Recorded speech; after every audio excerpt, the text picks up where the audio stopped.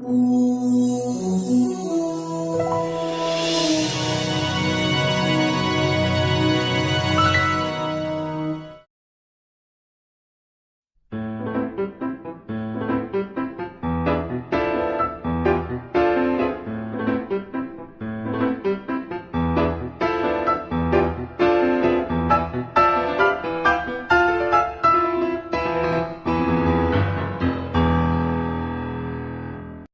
do I mean by that? What I mean is that we need to go back to basics. We need to focus on understanding our customers. Understanding a customer means understanding how we can provide to our customers the optimum level of customer experience and achieving customer satisfaction, because this is the essence of our business.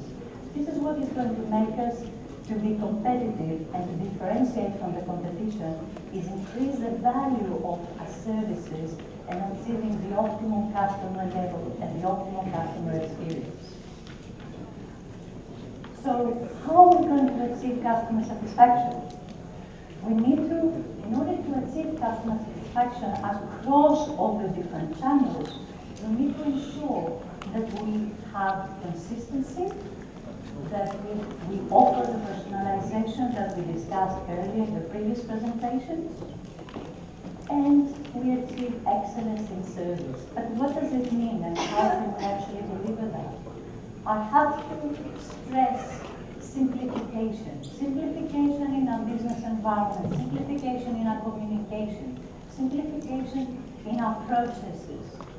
Technology can become quite complex, and we can get caught up in the technology environment, and we can put it in the fruit-cart basket a lot of times, and we don't engage in the appropriate implementation of innovation because of that. But we have to keep it simple, because our customers are looking to engage with us in a simple context.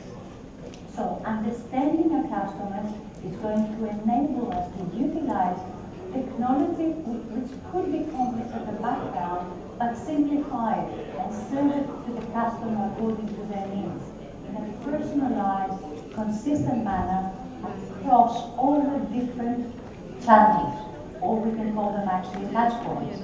I would prefer the word of touch points because it takes away from the internal way of looking at our customers to the externalized way, which means that we're looking at it from the customer point of view rather than the banking point of view. Okay?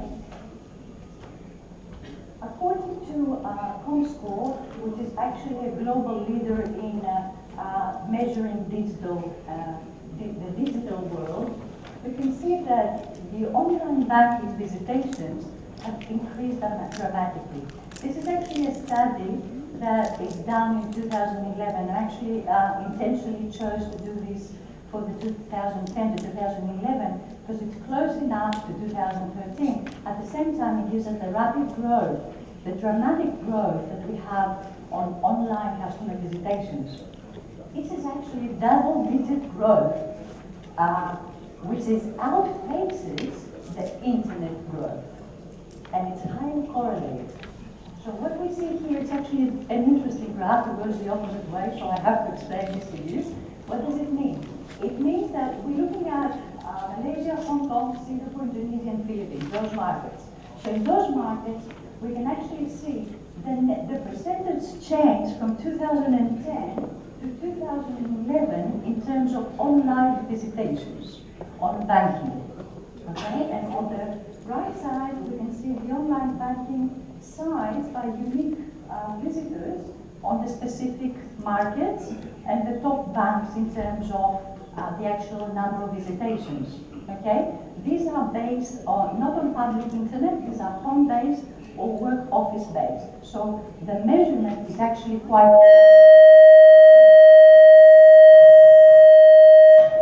Okay, sabotage. Okay, so it had to be something to wake you up. I know this is boring. All right, let's go back to it. So basically, what does it mean to us? What does it mean? It means that there is a dramatic opportunity, as we already discussed, on the online channels, shifting away from the traditional channels be serving your customers, and there's a huge opportunity in serving your customers better through the online channels. Okay? So since we can see that the online banking is actually dramatically increasing, and Malaysia is leading the pack in the thousands. Okay, this is actually Malaysia has got just about 2,500 visitors in 2011 in online banking, with the main bank leading again the online banking from the business in Malaysia. So this is actually quite interesting. If you want to know Vietnam actually numbers, the net change was approximately from 700,000 to something like 949,000 from 2010 to 2011. So that is approximately a 35% change from online visitations. Now, going to the next slide, you can see that according to the Vietnam Internet Network Information Center, we have a report of internet resources in 2012, and by 2013, actually, this has increased even further, which is 35.49% of internet users in Vietnam. Okay, looking at in correlation with the previous slide, we can see there is a dramatic opportunity for online banking. Online banking is not only internet banking, of course, we already discussed this, so I'm not going to repeat what we have already discussed, that the online banking is everything about the e-world, it's the electronic world. It is seamless integration of your online communication to your customers. So there's a dramatic opportunity that at the same time we also need to understand that there is a challenge of how we harness the power of this opportunity. And one of the ways that we can harness the power of this opportunity is go online. And we're not talking about just having online banking, going online with a complete online strategy, because that's where your customers are. Not only though engage with your customers, but collecting the sufficient information that your customers are giving you, because your customers are willingly giving you information every time they come in contact with your bank via mobile, via internet, via a transfer payment, via a credit card payment, via a purchase. Every time that there is a transaction online, you are getting a digital footprint for your customer, is communicating their preferences. Your customer is communicating with you the type of information that you can utilize to address the consistency, the personalization, and the excellence in service that you ought to provide to your customers. So, do I understand right now what do my customers want from my bank? Do I understand from their existing behavior how I can improve my service, how I can increase my value, and how I can provide additional value through my offerings to my customer? And what are my customers likely to buy next? Or what are my customers likely, and what are the reasons why my customers will drive to the competition instead of staying with my bank? So, why is churn happening? What have I done differently? And I could have saved losing these customers. So, and again, do my channels have the ability to serve my customers consistently and appropriately? So there's a number of questions that we need to understand the answers of those questions in order to enhance the customer experience. It's all about the customer experience. It's all about the customer service. So how can I actually achieve this customer satisfaction? So the way we see it is, in order to achieve offering the right service or product to the right customer at the right time, which is exactly what our previous speakers also talked about, which is increasing the customer satisfaction without wasting the resources and significantly reduce budget as we move forward in the society, is that we need to integrate our channels. We need to ensure that we have a seamless integration across all the channels. Our customers don't really care if your call center has a different system in front of them when they're talking to them, or when they touch through the internet banking, they get different information because another system is not updated, so somebody has really not correct information. Or every time they come in contact with you, that they actually need to provide over and over again the same information. So the customer doesn't want that type of service. The customer is looking for a consistent, personalized, as much as possible, offerings that ensure that we don't really waste the time, but at the same time we improve the ability of taking up an offer. So with reduced marketing budgets, we can increase the return of investment of those budgets. So that is the key message. So integration of all your channels, consolidation of your customer information. We're making an assumption here that you already have CRM systems. We believe that CRM system has to exist within your organization because you need to have a common repository of the customer data.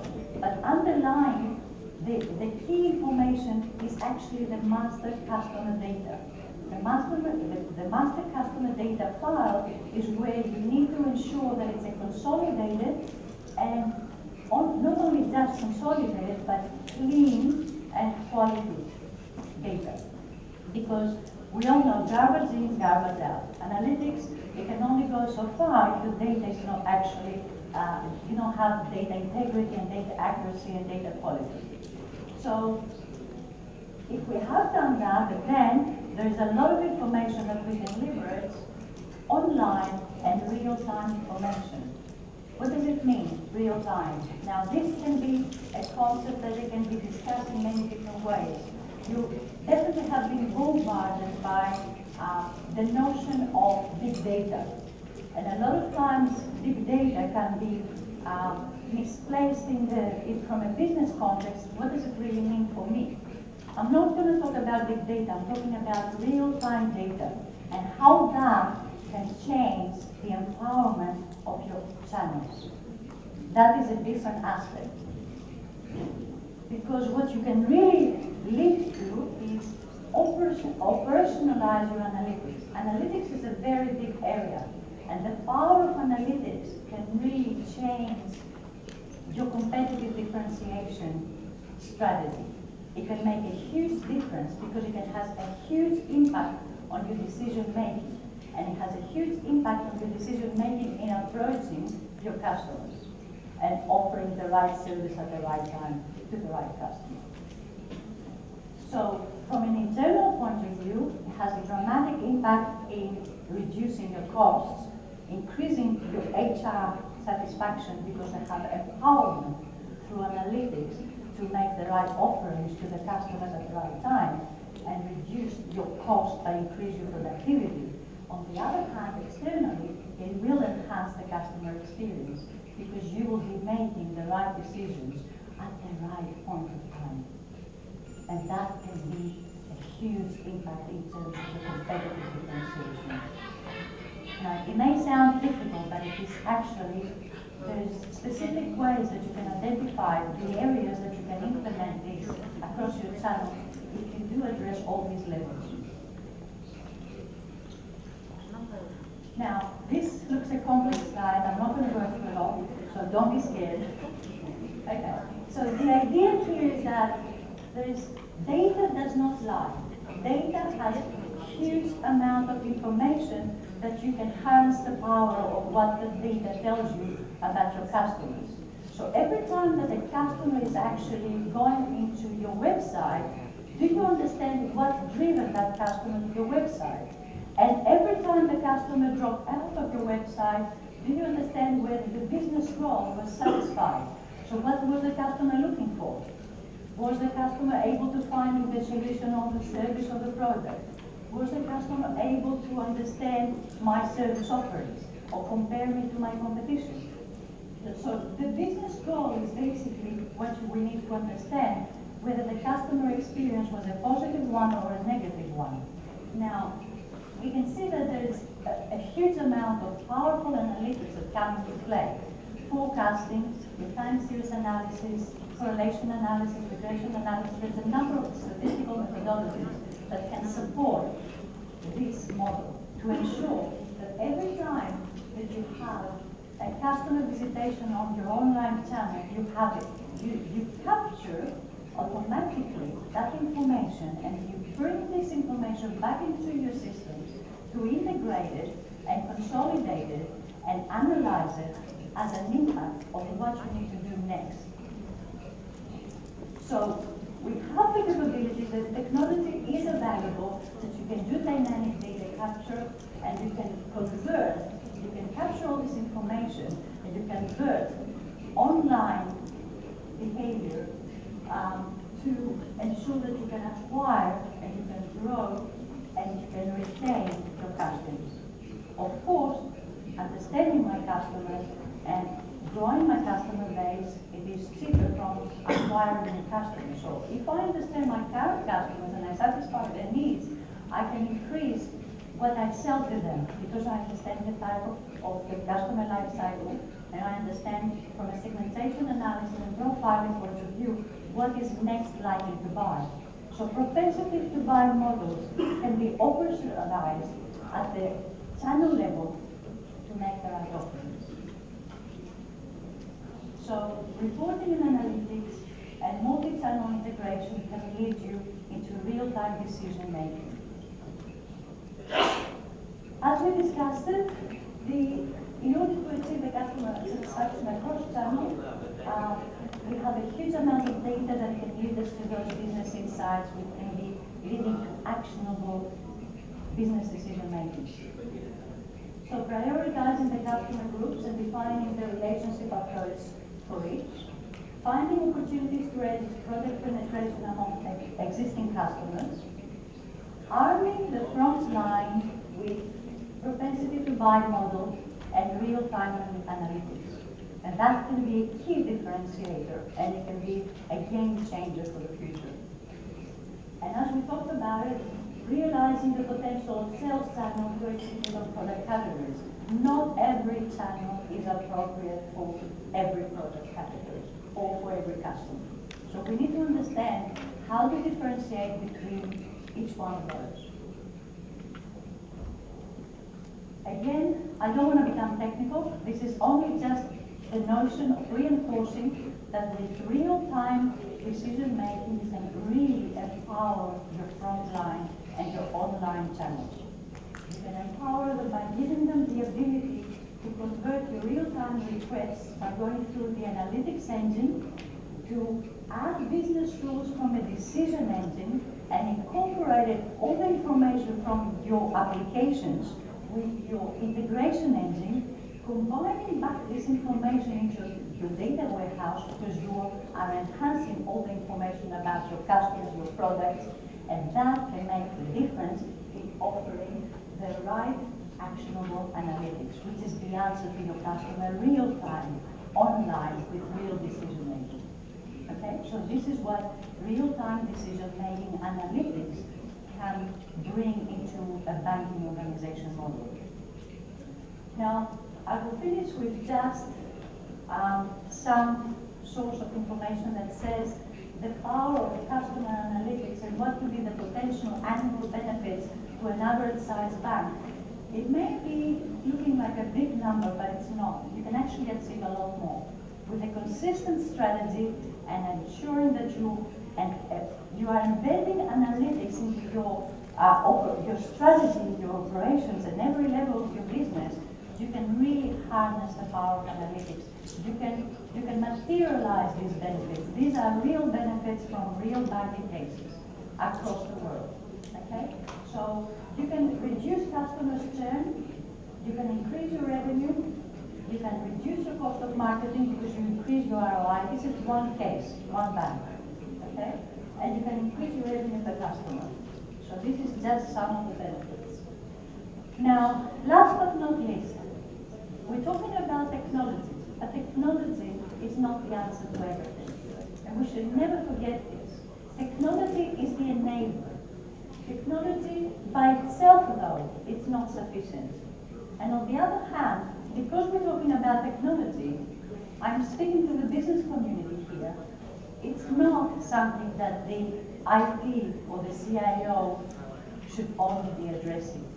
The most successful banks in the world have been successful because it is not just about an IT issue. It's a business issue.